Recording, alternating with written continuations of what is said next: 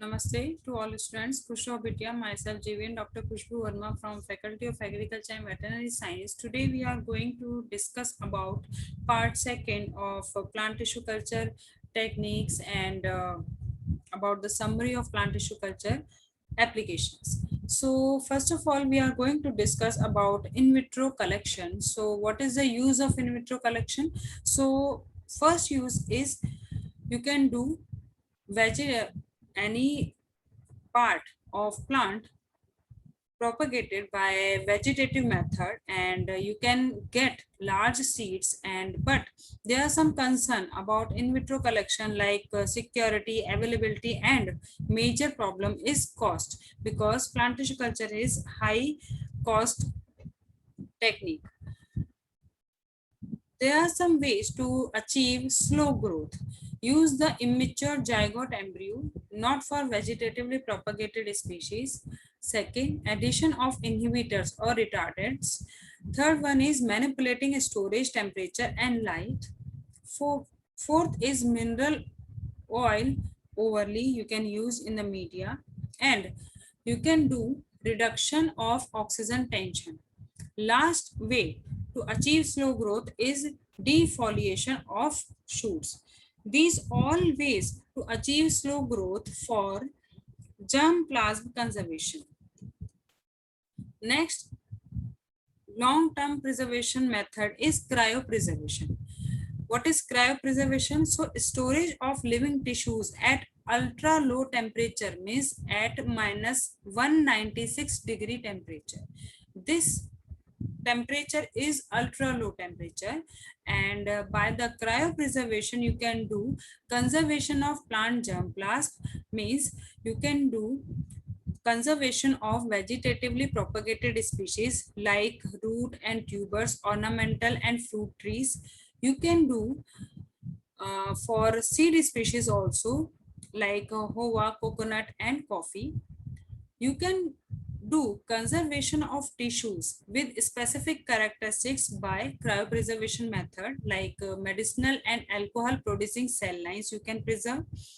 Genetically transformed tissues you can conserve. Transformation or mutagenesis competent tissues like ECS you can store by cryopreservation method. You can do eradication of viruses in banana and plum by cryopreservation, and you can also go for the conservation of plant pathogens like fungi and nematodes by cryopreservation method. There are sequential steps for cryopreservation. So first of all, you have select the tissue or plant, whatever you are going for germplasm conservation, you have to select that. Then excision of plant tissue or organ can be done.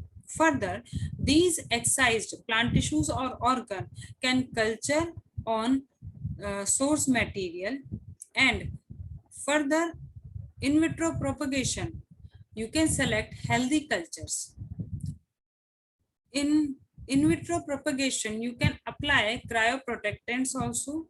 You can go for the pre-growth treatment, then for cooling or freezing and storage. Further, warming and thawing you can do, and you can also check the recovery growth. Viability testing you can done, and further post thawing you can done for cryopreservation steps. There are some requirements for cryopreservation. So first of all, you have to go for pre-culturing, which is usually a rapid growth rate to create cells with small vacuoles and low water content.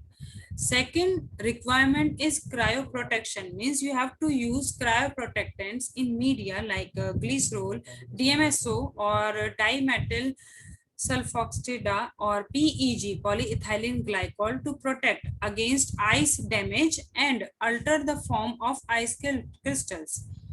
Third requirement is for freezing, the most critical phase of cryopreservation. So there are one of the two methods like slow freezing allow for cytoplasmic dehydration you can do. You can go for quick freezing also, which gives results in fast intercellular freezing with little dehydration process. you have to do for you have to do a storage also. So for the storage you usually use liquid nitrogen, which is having temperature of minus 196 degree temperature, to avoid changes in ice crystal that occur above minus 100 degree temperature. Next step, which is thawing. So usually rapid thawing required to avoid damage from ice crystal growth. Next step, which is recovery of cryopreservation. So for recovery, thawed cells must be washed off cryoprotectant and nursed back to normal growth. Avoid callus production also to maintain genetic stability. So that's how you can recover your germ plasma.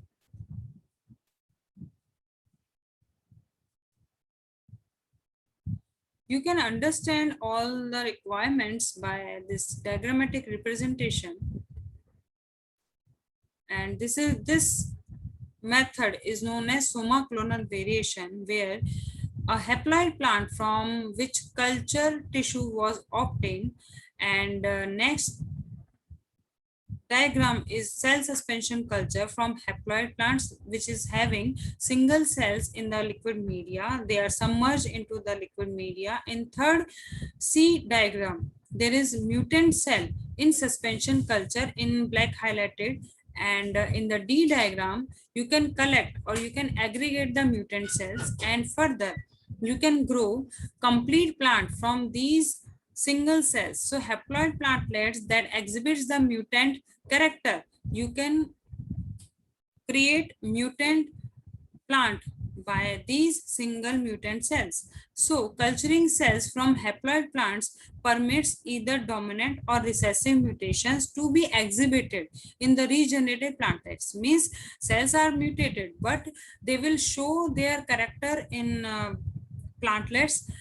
It depends on its characteristics, like that mutation is dominant or recessive. If it is dominant, so mutation effect will be shown in phenotypic character of in vitro grown plant. But if mutation is recessive, so mutation will be there in plantlet, but it will not shown in phenotypic characteristics. So if tissues from diploid plants is cultured, only dominant mutations will be immediately expressed, but recessive mutations will be expressed in some progeny plants as a result of segregation.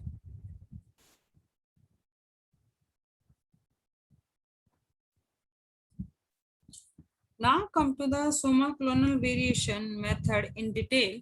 So variation found in somatic cells dividing mitotically in culture, it was found, and a general phenomenon of all plant regeneration system that involves a callus phase. Some mechanisms are for creating Soma clonal variations, like karyotyping, typic alteration, sequence variation, and variation in DNA methylation can be done. And there are two general types of Soma clonal variations. First one is heritable or genetic changes which alter the DNA, and second type of Soma clonal variation is stable but non-heritable changes can occur, means alter gene expression, and it is also known as epigenetic. It is not heritable. First one is heritable. It can, this variation can be transferred from one generation to the next generation. What is epigenetic? So the study of gene regulation that does not involve making changes to the sequence of the DNA, but rather to the actual bases within the nucleotide and to the histones. So the three main mechanisms for regulations are CpG island methylation and acetylation. Second mechanism is acetylation and methylation of histone S3. Third mechanism is the production of antisense RNA. There are some procedures for somoclonal breeding. So first procedure is use plant culture as starting material. The idea is to target single cells in multicellular culture. Usually suspension culture you can use, but callus culture also can work, when you want as much contact with selective agent as possible. And this use of plant culture is optional, means apply physical and chemical mutagens for Soma clonal variation. Second procedure is apply selection pressure to culture. So you have to select the target, means very high kill rate. You want very few cells to the survive so long as selection is effective. And third procedure is regenerate whole plant from surviving cells. There are some requirements for Soma clonal breeding. So there are effective screening procedures, which includes most mutations are deleterious. Means with the fruit fly, the ratio is approximately 800 to 1, and deleterious effect is beneficial for the selection. And most mutations, if most mutations are recessive, so must screen M2 or later regeneration, and consider using heterozygous plants.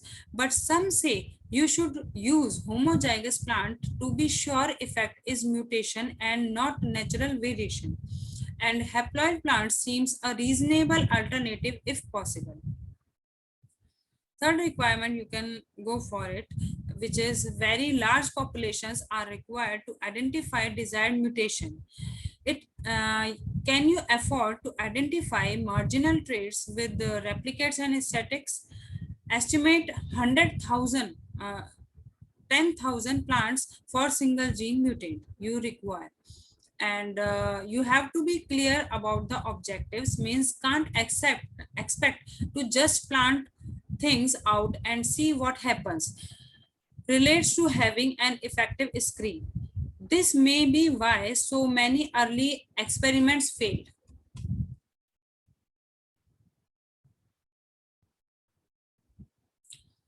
Next one is your embryo culture, by which by you can by the diagrammatic representation you can understand more. This is embryo and pro embryo actually. So you have to dissect this pro embryo and then shift to solid medium.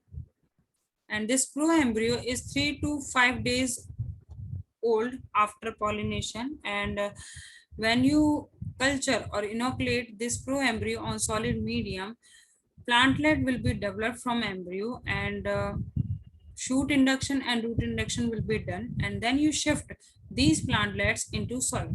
So that's how embryo culture happens. And there are some uses about embryo culture. So it can be used for rescuing interspecific and intergeneric hybrids. So wild hybrids often suffer from early spontaneous abortion. Cause is embryo endosperm failure. Examples are Gossypium, Brassica, Linium, and Lilium. So for these plant species, you can rescue the interspecific and intergeneric hybrids because they are having embryo endosperm failure. And second use is the production of monoploids. So it is useful for obtaining haploids of barley, wheat, and other cereals. The barley system use Hordeum bulbosum as a pollen parent. You can understand bulbosum method by this diagrammatic representation, and actually this is flow chart calculation. Here this is Hordeum vulgare barley, which is diploid in nature, means which is having 14 chromosome, and it is going to cross with Hordeum bulbosum, which is void relative, and it is also having 14 chromosome. They are crossed together and embryo generated. So embryo become rescue, and by haploid barley, which is having 7 chromosomes, this is bulbosum chromosomes. Actually bulbosum chromosomes are eliminated. So this was once more efficient than microspore culture is creating haploid barley. Now with an improved culture media, means sucrose replaced by the maltose, and microspore culture is much more efficient. Approximately 2000 plants per 100 anther can be developed.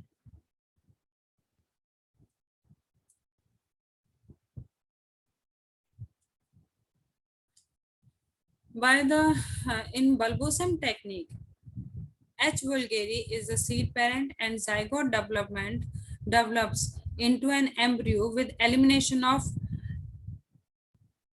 H. bulbosum chromosomes. Eventually, only H. vulgare chromosomes are left and embryo is rescued to avoid abortion. There is an excision of immature embryo can be done. So hand pollination of freshly opened flower and surface, you can go for the surface sterilization by ethanol on enclosing structures, and further you have to go for dissection, and just you do the dissecting under microscope if required, and plating of explant on solid medium. So basically use slanted media for avoiding condensation. If we are talking about the culture media for this culture, so mineral salts, potassium, calcium, and nitrogen most are important, and carbohydrates and osmotic pressure should be maintained. You have to add amino acids and plant growth regulators.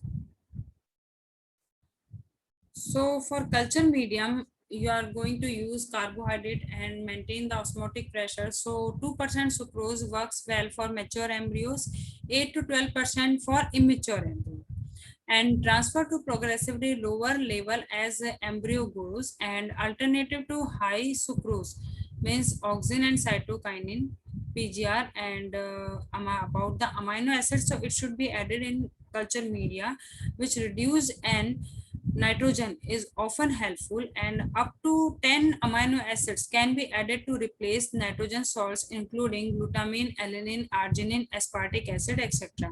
It requires filter sterilizing a portion of the medium. Natural plant extracts you can use like coconut milk, which is having liquid endosperm, and which enhance the growth, and to undefined hormonal factors and or organic compounds. And other natural plant extracts also can use, like extracts of dates, banana, milk, tomato juice, etc. you can use. PGR also you can use, like for globular embryo development, so it requires low concentration of auxin and cytokinin, and for heart stage and later usually none required, and gibberellin and ABA abscisic acid regulates the precocious germination, and gibberellin promotes, and but ABA abscisic acid suppresses the growth. So that's how culture medium conditions also regulate the growth of plant. So here's the sum up of this session, and this session is powered by digital version 2.0 Jyoti Vidyapeeth Women's University Jaipur. If you have any query, then mention in the comment box. I will resolve it. Thank you.